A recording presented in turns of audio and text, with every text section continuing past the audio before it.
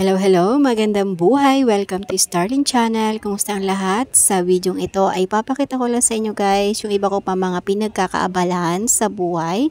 Iba pa mga pinagkakaabalahan dito sa tindahan. Ayan, habang nagtitinda, hindi maaaring wala akong kinukutingting kasi talagang mainipin ako. Medyo nanawa na rin ako mag-screen time. Sa mga hindi nakakaalam kung ano tong nasa mesa ko, ano yan, ang tawag dyan guys ay fuzzy wire. Napaka-easy niya i-bend kung anong gusto mong style, kung anong gusto mong gawin. Ako, nag-try ako nung una kong check out nito. Dalawang assorted na colors yung aking in-order. Sobrang mura lang, wala pang 100 pesos guys yung isang bundle. At yung isang bundle ay ang laman ay 100 pieces. So, yun, assorted.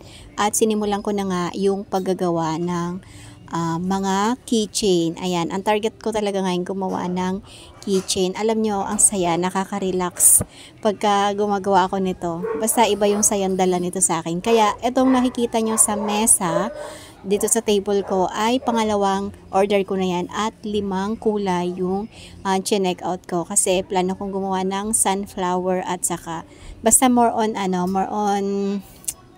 tawag dito flowers saka mga anong tawag dito saka mga letters kasi yun yung mabenta sa akin. Mas nabibili talaga sa akin yung mga letters, yung mga initial, mas mabenta siya. Ayan. Itong ginagawa ko, hindi lang basta pastime or hobbies ko, kundi pinagkakakitaan ko din kahit paano. Kasi nga, may mga bumibili na nung aking mga keychain na gawa sa fuzzy wire. Kaya, ang saya-saya. Yung bang tipo nag-enjoy ka na tapos kumikita pa.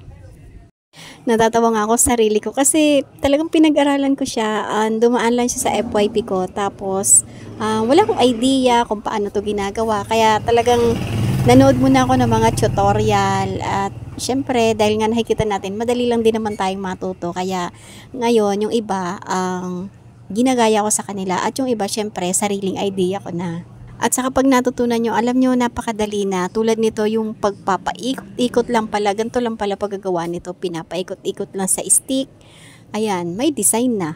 Yung mga gantong bagay o yung mga ginagawa ko hanggat maaari ay pinifilm ko kasi bukod sa kumikita nga tayo dito kay YT ay gusto ko na do-document din yung mga ginagawa ko. Yung bang tipo mayroon akong mga video na babalikan pagdating na ako ay matanda na.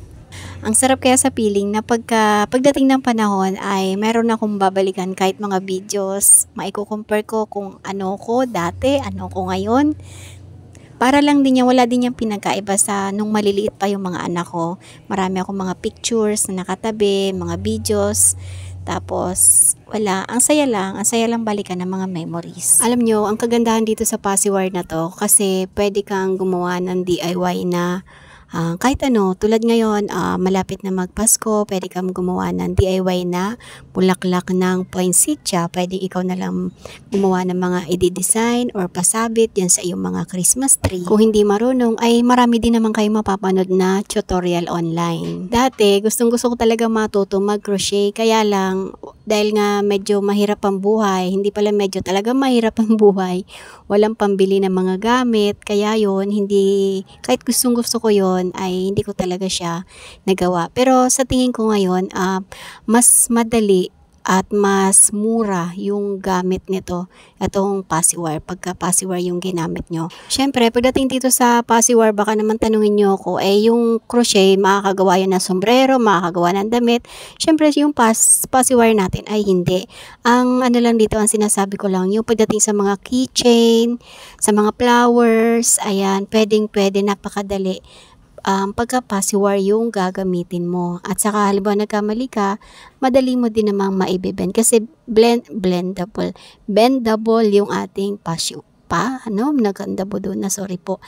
Kasi yung fuzzy wire ay bendable. Kaya ikaw na nanonood, kung gusto mo rin gawin to at wala ka masyadong ginagawa, itry mo na. Lalo na kung meron kayong mga anak, habang bata pa sila, kaysa nakababad sila sa computer, ay mas maganda bigyan natin sila ng ibang mga activities. Tulad nito, napakagandang activity, napakagandang hobbies ng paggagawa ng mga keychain na gawa sa Pasiwar. Siguradong mag-enjoy sila. Malay nyo, sa una lang maging libangan nyo, pero pagdating na araw ay biglang mag-boom at maging source of income nyo na yung paggagawa ng mga keychain. At saka ng mga flowers or kaya ng mga bouquet. At ito na nga yung mga sample ng gawa ko. Ayan. Ito letter J. Tapos may mga letters nga tayo tulad nung sabi ko kanina kasi mabenta siya sa akin. Minsan nga may nagre-request pa na ate gawan mo ko ng gantong letter, gawa mo ko ng ganyang letter. Ayan, nire-request pa nila. Tapos ito meron tayong mga pa-flower pa dito. So sana mas marami pa yung magawa ko para mas marami silang pagpipilian. Ito yung advantage pagka meron kang pwesto or kaya tindahan kasi ano man ang gusto mo itinda, may titinda mo kaagad. Tulad nitong sa akin, sari-sari store, di matik, sari-sari talaga yung mga paninda at na ilalagay ko yung gusto kong ilagay.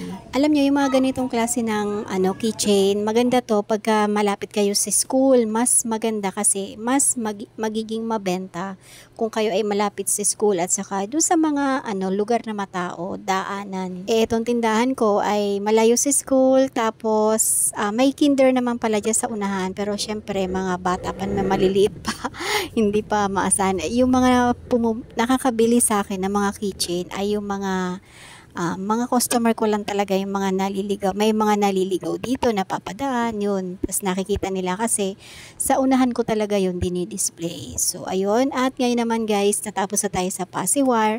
Ngayon naman, yung mga school supply, dahil nga tapos na yung pasukan, hindi, yung bilihan ng mga school supply yun. Dahil tapos na, bihira na yung bumibili ng mga school supply, ay babalutin ko na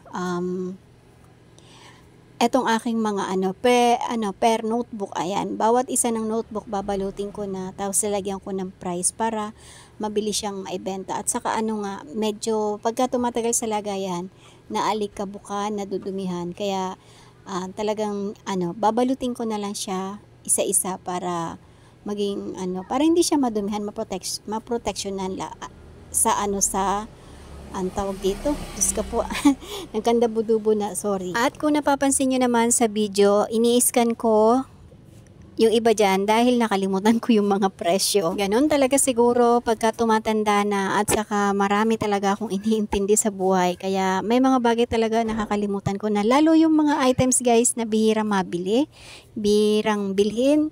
Kaya importante talaga na laging may presyo. So, ayun, hanggang dito na lang yung aking video. Sana nakapag-share ako sa inyo ng tips and ideas about sa pagsasari-sari store, about sa mga pwedeng itinda, idagdag sa tindahan. Ayan, kung meron kayong mga comment, any comment, suggestion, tanong, pwede nyo i-comment yan sa baba.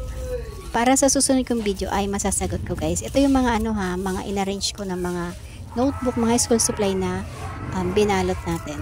Mas malinis na siyang tingnan ngayon at hindi na rin siya magiging gusot. Kasi minsan nagiging gusutin pagka magkakasama sila sa isang lagayan. Ayan, naka-individual pa. Packaging na.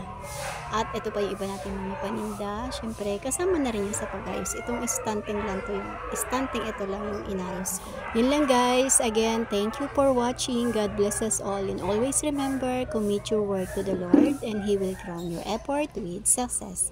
Thank you. Keep safe everyone. Bye.